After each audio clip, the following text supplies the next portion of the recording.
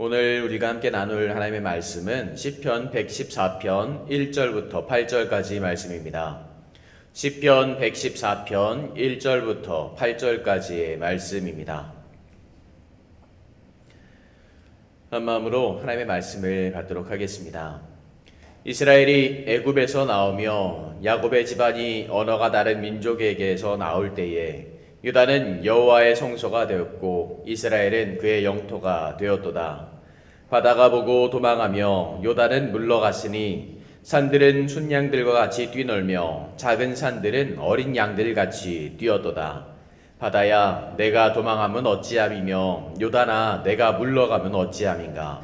너의 산들아 순양들같이 뛰놀며 작은 산들아 어린 양들같이 뛰노은 어찌함인가. 땅이여 너는 주 앞에 곧 야곱의 하나님 앞에서 떨지어다. 그가 반석을 쳐서 못물이 되게 하시며 차돌로 샘물이 되게 하셨도다. 아멘. 하나님의 은혜와 감사함으로 이번 한 주를 마무리하시기를 간절히 소망합니다. 오늘 함께 나눌 시편 114편을 읽으면 어떤 마음이 드실까요? 저는 꼭 예전에 우리나라 옛날 이야기나 동화 같은 데 보면 시작할 때 나오는 그 장면들이 떠오릅니다. 꼭 품에 손주를 안고 할머니께서 이야기를 해주시는 그 장면이죠. 저는 아이들에게 말씀을 전하면서 성경을 이렇게 표현을 하기도 합니다. 하나님께서 쓰신 일기인데 우리가 하나님의 일기를 보면서 우리를 이렇게 아끼셨고 사랑하셨다는 것을 우리가 알게 되는 거다라고 표현을 하곤 하죠. 하나님께서 마음을 우리에게 직접 말씀하지는 않으시지만 우리를 사랑하시는 그 마음을 꼭꼭 눌러담아 쓰신 일기가 바로 성경이다라고 아이들에게 이야기를 해줍니다. 그런데 오늘 14편은 그런 느낌은 아닌 것 같습니다. 이전에 있었던 바로 출애굽 사건을 이야기하면서 나의 조상들이 어른들이 경험했던 옛날 이야기를 꼭 자녀에게 해주는 것 같습니다. 자손들에게 고백하는 것 같습니다. 지금 사랑을 가득 담은 목소리로 꼭 할머니가 손주를 이렇게 안고서 옛날에 이런 일이 있었단다 라고 이야기해주는 장면인 것 같습니다. 옛날에 이런 일이 있었단다 라고 시작을 하는 것 같죠. 제가 요즘 개역 성경이죠. 지금 읽고 있는 성경과 비교하면서 읽어가는 성경이 있습니다. 새한글 성경인데 새한글 성경에는 이렇게 이야기를 합니다. 이스라엘이 이집트에서 나올 때였어. 야곱 집안이 낯선 말하는 백성에게서 나올 때였지. 유다는 주님에게 거룩한 곳 바로 성소가 되었고 이스라엘은 주님이 다스리는 곳이 되었지. 바다가 보고는 달아났어. 요르단은 뒤로 돌아섰지. 산들이 뛰놀았어. 순양들처럼 언덕들은 새끼 양들처럼. 이렇게 표현을 합니다. 꼭 옛날 이야기를 하는 것 같지 않나요? 새한글 성경 1절부터 4절까지 번역된 것을 읽어드려서 그런 것도 있지만 이전에 있었던 하나님께서 기적같이 임하셨던 이스라엘을 사랑하셨던 그 사실을 내가 사랑하는 자녀에게 이야기해 주는 것 같습니다. 이스라엘, 바로 우리가 거룩한 민족이 이렇게 되었고 이스라엘 민족이 하나님께서 다스리는 나라가 되었어. 그때 애굽에서 하나님의 인도하심을 따라서 나섰던 그 시간에, 그 순간에 하나님의 말씀에 온전히 순종했던 그곳에서 하나님께서 이렇게 우리를 돌보셨어. 오늘 할머니는 손주에게, 자녀에게 이야기를 해주고 있습니다. 이런 이야기를 듣고 있는 그 자손은 어떤 생각이 들까요? 사람들이 준비를 많이 해서 나갔구나 라고 요즘 애들은 생각을 할 수도 있습니다. 애굽이라는 나라는 이집트라는 거대한 나라에서 광야로 나오기 위해서 도시락은 얼마나 많이 준비했을까? 얼마나 많이 힘들게 걸었을까? 이런 생각을 아이들은 할 수도 있습니다. 하나님의 위대하심을 알지 못하는 그 자녀는 그런 생각을 할 것 같습니다. 예전에 제가 잠깐 교회 사역을 이렇게 쉬면서 집에서 있었던 적이 있습니다. 그때 저희 아이가 한 5살, 6살 정도 됐던 것 같은데 그 아이가 저에게 그런 얘기를 했죠. 아빠가 교회에서 쉬면 돈은 누가 벌어오지? 라고 얘기를 했습니다. 그 아이에게는 제가 사역을 쉬든 엄마가 직장을 그만두든 모든 것이 중요한 게 아니라 자기의 간식을 사줄 수 있는 그런 사람이 어떻게 되었을까가 더 중요했던 거죠. 이스라엘 아마 자손도 그런 생각을 하지 않았을까 생각을 합니다. 하나님께서 이렇게 위대하셨어 라고 이야기를 하는데 그 아이의 마음속에는, 머릿속에는 하나님께서 이런 일을 하셨다라고 이야기하지만 그래, 나갈 때는 이렇게 준비하지 않았을까라고 생각을 했을 수 있을 것 같습니다. 그런 생각을 하고 있는 그 손주의 무릎에 앉히고 할머니 이렇게 이야기하죠.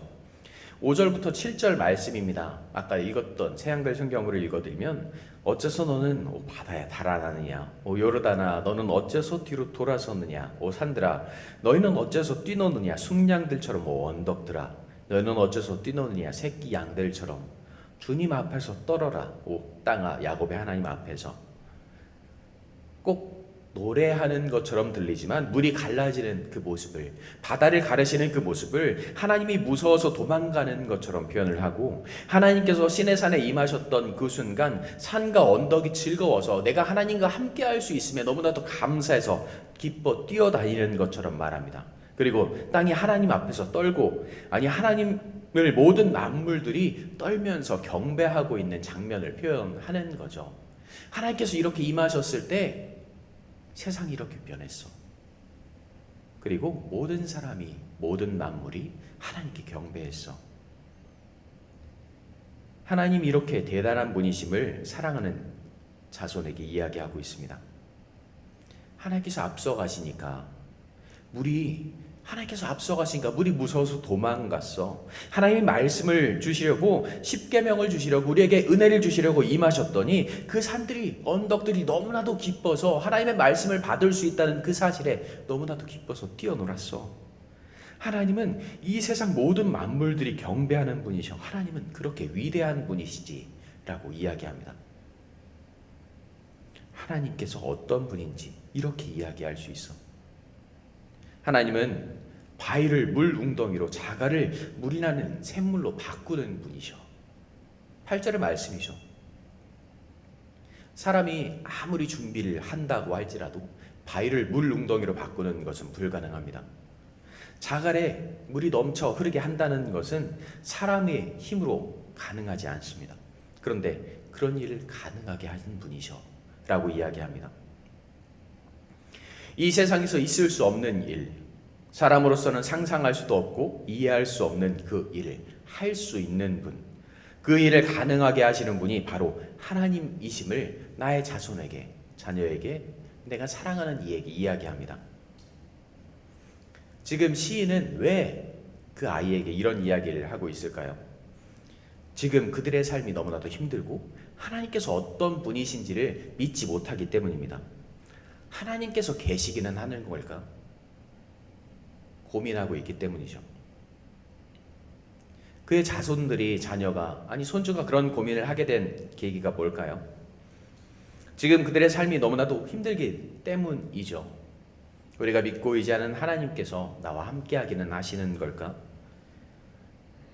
하나님께서 계신다고 이야기는 하는데, 성경에서는 이렇게 나오는데 왜 나와 함께 하진 않으시는 것 같죠? 라는 그 질문에 오늘 시인이 대답해 주는 거죠. 하나님께서 이렇게 역사하셨지, 그렇게 일하셨지, 이런 능력이 있는 분이시지.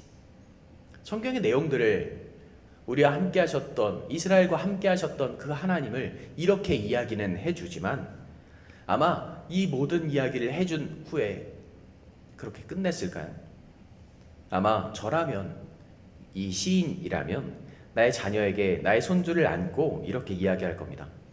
그런데 나는 하나님을 이렇게 알게 되었단다, 나는 하나님을 이렇게 경험하게 되었단다 라고 전해줄 겁니다.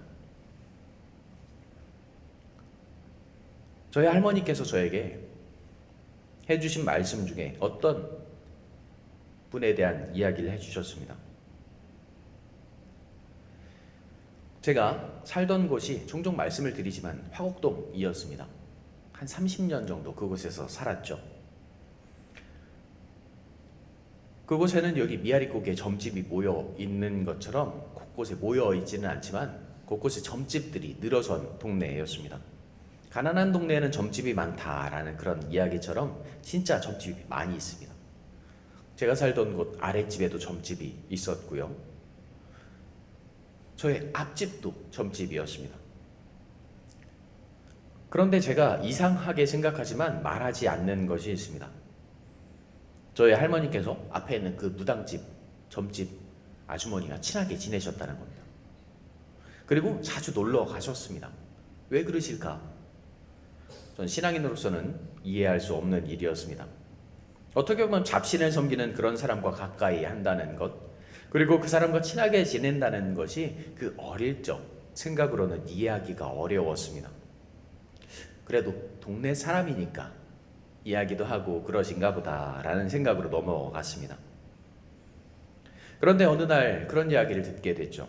할머니께서 그 무당분을 전도하셔서 교회로 함께 나가셨다는 겁니다. 함께 교회를 출석하게 되었다는 이야기죠. 신기했습니다.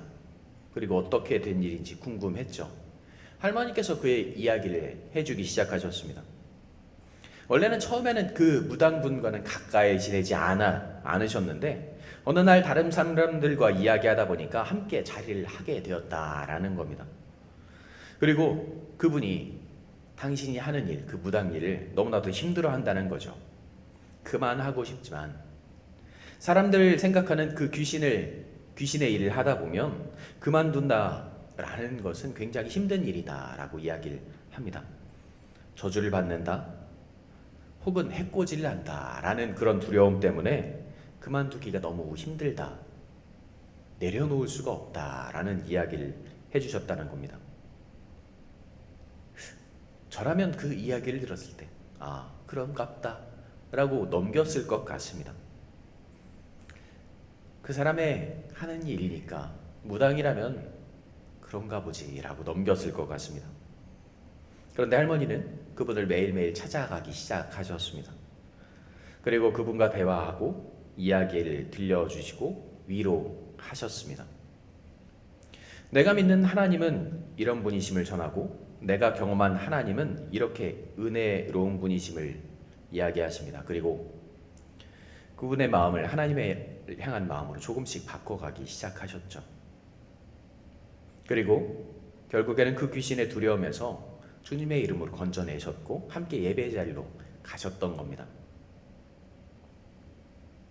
이런 얘기를 해주시면서 하나님은 이렇게도 일하시더라, 이렇게도 역사하시더라 라고 말씀을 하셨습니다. 우리는 신앙을 가지고 있죠. 그런데 우리는 지금 삶이 너무 힘들다는 것도 알고 경험합니다. 그리고 한탄을 하죠. 하나님께서는 왜 일하지 않으실까? 왜 역사하지 않으실까? 나의 삶을 이렇게 평탄하게 만들지 않으실까? 왜 성경에서 나오는 이런 일들처럼 기적처럼 나에게 임하지 않으실까? 바다를 가르시고 바위에서 물이 솟게 하시고 성을 무너뜨리시고 적군을 물리치시는 그 기적을 왜 나의 삶에서는 일으키지 않으실까? 이런 생각을 합니다. 나도 다윗처럼, 솔로몬처럼, 때로는 모세와 여호수아처럼 이런 영웅이 되고 싶다. 아니, 하나님의 그런 은혜를 받고 싶다라는 생각을 하며 나의 삶이 기적과 같은 일들로 넘쳐나기를 바랄 때가 많이 있습니다. 그런데 그런 기적은 하나님의 기적이 아니라 나의 기적이고 나의 생각임을 나의 기억하고 조심해야 한다라고 이야기하는 겁니다. 꼭 나의 앞길을 알려주면서 나를 유혹하는 그 귀신처럼 말이죠.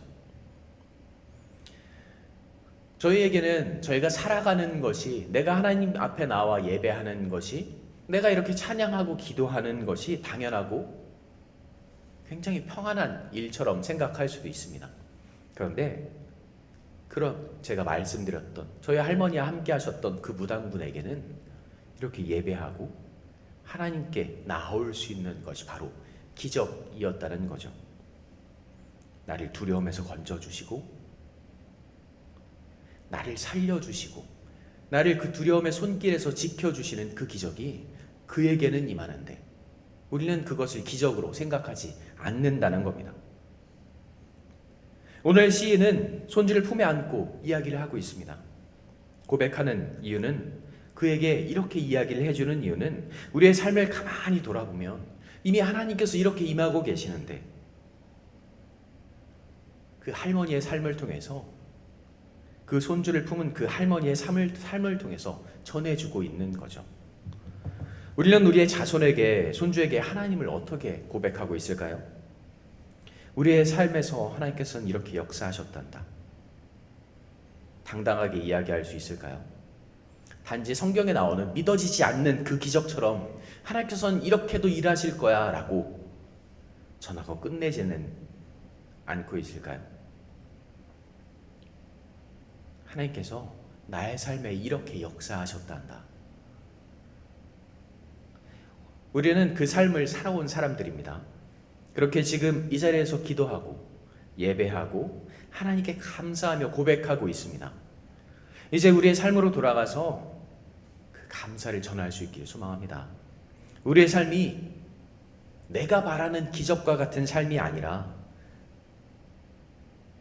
그들의 시선에서 봤을 때 이미 기적과 같은 삶이었고 은혜였고 감사였음을 고백할 수 있기를 바랍니다. 우리의 자녀에게, 나의 자손들에게, 나의 이웃들에게, 하나님을 간절히 꿈꾸는 이들에게 이미 우리의 삶은 기적과 같은 삶이었음을 고백할 수 있기를 바랍니다. 우리의 삶에 역사하고 계시는 하나님께서 너와 함께 하고 계신단다. 너와 함께 하시며 너를 인도하시고 너를 지키신단다.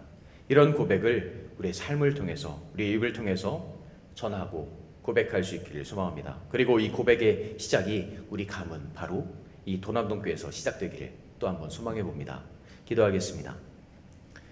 사랑과 은혜가 충만하신 하나님 감사합니다. 하나님의 마음이 우리 안에 있기를 간절히 소망합니다. 나의 삶이 이미 기적이었음을 고백하게 하여 주시옵소서. 나의 삶이 이미 은혜였음을 고백하게 하여 주시옵소서.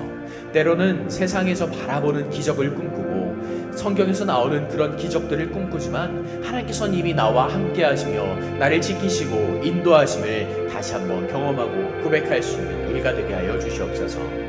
아버지께 나오기를 바라는 이들에게, 아버지를 꿈꾸는 이들에게 우리의 삶은 이미 기적이었고 감사였고 고백이었음을 알게 하시며, 그런 고백을 통해서 우리의 가정이, 우리의 가문이, 그리고 이 도남동 교회가 하나님의 사랑으로, 하나님의 은혜로 차고 넘칠 수 있는 그런 복을 내려 주시옵소서. 그리고 그 복을 통해서, 그 사랑을 통해서 우리의 삶이 더 은혜롭고 감사로 차고 넘치게 하여 주시옵소서. 우리와 언제나 함께 하시며 우리를 지키시고 인도하시는 우리 구주 예수님의 이름으로 기도합니다.